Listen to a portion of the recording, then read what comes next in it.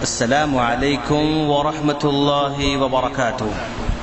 سامعین، آج میں شب برات کے تعلق سے کچھ حقیقتیں بیان کرنا چاہتا ہوں۔ سامعین، عام مسلمان 15ویں شعبان کو شب برات کے نام سے موسوم کرتے ہیں، حالانکہ 15ویں شعبان کو شب برات کہنا سراسر غلط ہے۔ اس بارے میں جو فضائل بیان کیے جاتے ہیں وہ سب ماہ رمضان المبارک میں لیلۃ القدر کے ہیں۔ اس رات کے بارے میں عقیدہ رکھتے ہیں کہ سال بھر میں جتنے آدمی مرتے ہیں اور پیدا ہوتے ہیں اس رات میں لکھے جاتے ہیں۔ اس رات میں تمام عالم کی روزی لکھی جاتی ہے، عمریں بڑھائی جاتی ہیں، گناہ بخشے جاتے ہیں۔ اسی لیے لوگ اس رات کو جشن منعقد کرتے ہیں، رات بھر جاگتے ہیں، خاص قسم کی نماز پڑھتے ہیں، اور اس نماز کی فضیلت میں ایک موضوع و من گھڑت حدیث بیان کرتے ہیں جس کو صاحب کشاف علامہ زمخشری رحمہ اللہ نے بغیر کسی سند اور حوالے کے نقل کیا ہے کہ اللہ کے رسول صلی اللہ علیہ وسلم نے فرمایا، جو شخص 15ویں شعبان کی رات میں 100 رکعتیں پڑھتا ہے اللہ تعالیٰ اس کی طرف 100 فرشتے بھیجتا ہے۔ 30 فرشتے اسے جنت کی خوشخبری سناتے ہیں، 30 فرشتے اسے عذاب دوزخ سے بچاتے ہیں، اور 30 فرشتے اسے دنیاوی بلاؤں سے دور رکھتے ہیں، اور 10 فرشتوں سے شیطان کے مکر و فریب سے محفوظ رکھا جاتا ہے۔ غور کرنے کی بات ہے کہ اگر اس رات کی اور اس رات میں پڑھی جانے والی نماز کی کوئی فضیلت و اہمیت ہوتی تو نبی کریم صلی اللہ علیہ وسلم اپنی نبوت و رسالت کی 23 سالہ حیات مبارکہ میں ضرور اس رات کا اہتمام کرتے اور ایک خاص نماز پڑھتے، اور ضرور اپنے ساتھیوں کو حکم دیتے جو ثواب حاصل کرنے میں نبی کریم صلی اللہ علیہ وسلم کا طریقہ اپنانے میں انتہائی حریص تھے۔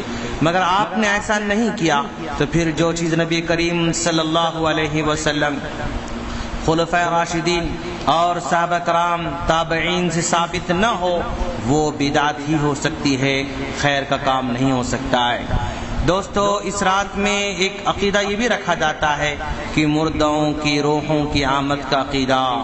ہمارے مسلمان بھائی عقیدہ رکھتے ہیں کہ 15ویں شعبان کی رات مردوں کی روحیں اپنے گھروں پر آتی ہیں، اس لیے گھروں کی دھلائی اور صفائی کر اگربتیاں سلگائے جاتے ہیں، موم بتیاں جلاتے ہیں، مردوں کے من پسند کھانے پکاتے ہیں۔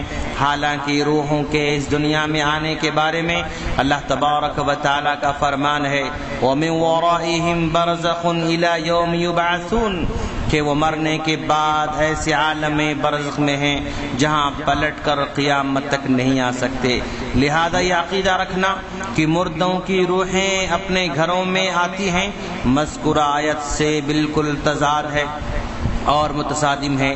نیز فقہا کا قول بھی ہے کہ بزرگوں کی روحوں کو قادر و نادر سمجھنے والا کافر ہے، مگر پھر بھی ہمارے بھائی بڑے جرأت اور دلیری کے ساتھ قرآن مجید کی ان آیتوں کو جس میں روح کے اترنے کا ذکر ہے بطور دلیل پیش کرتے ہیں کہ اس سے مراد مردوں کی روحیں ہیں، حالانکہ ان آیتوں میں روح سے مراد حضرت جبرائیل علیہ السلام ہیں اور وہ لیلۃ القدر میں نازل ہوتے ہیں۔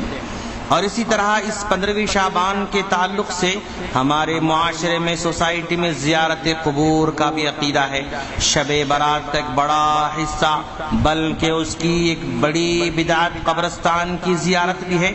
اس رات کے استقبال میں ہمارے بھائی قبرستان کی ٹوٹی پوٹی قبروں کو سیدھی کرتے ہیں، چونا گچھی کرتے ہیں، پھر قبروں پر اگربتیاں موم بتیاں سلگاتے ہیں، قمقمے سجا کر پورے قبرستان کو منور کرتے ہیں۔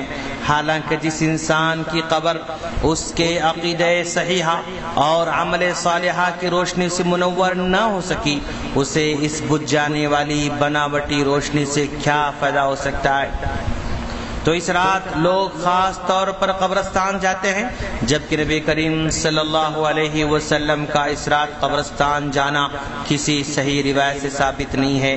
ویسے نبی کریم صلی اللہ علیہ وسلم کا معمول تھا کہ آپ قبروں کی زیارت کرتے تھے اور قبروں کی زیارت کا آپ نے حکم بھی دیا ہے، لیکن قبرستان کی زیارت کے لیے آپ نے کوئی خاص وقت مقرر نہیں کیا ہے، بلکہ عام حکم دے رکھا ہے۔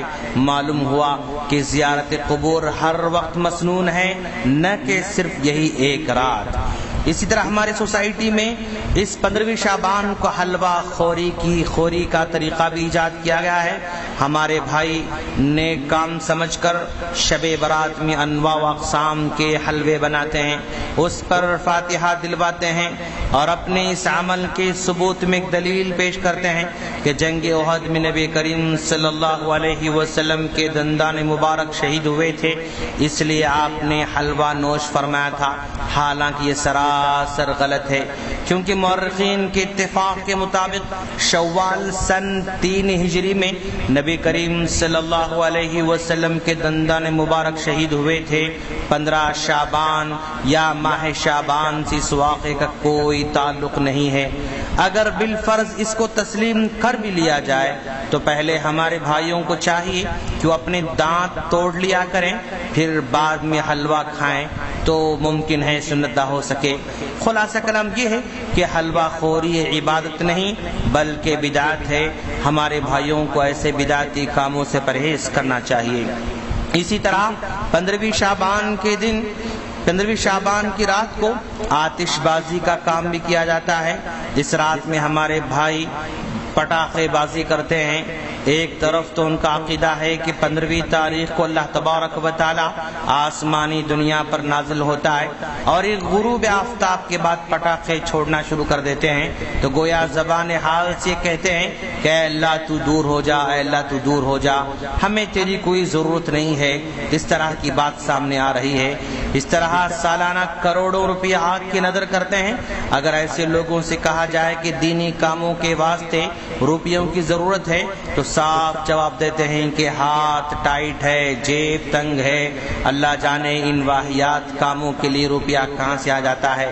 رب کائنات کا فرمان ہے ان المبذرین کانوا اخوان الشیاطین، فضول خرچی کرنے والے شیطان کے بھائی ہیں۔ اس لیے اللہ تبارک و تعالیٰ کے واسطے اس گھر پھونک تماشے کو چھوڑ دیں اور اپنی حلال کمائی کو حرام کاموں میں ضائع نہ کریں۔ ہم اللہ سے دعا کرتے ہیں کہ باری تعالیٰ تو ہمیں ان تمام بدعات و خرافات سے محفوظ رہنے کی توفیق عطا فرما، آمین۔ سامعین، اگر آپ کو ہماری آڈیوز ڈائریکٹ چاہیے تو ہمارے اس نمبر پر ریکویسٹ بھیجیں 009193113839 السلام علیکم ورحمۃ اللہ وبرکاتہ۔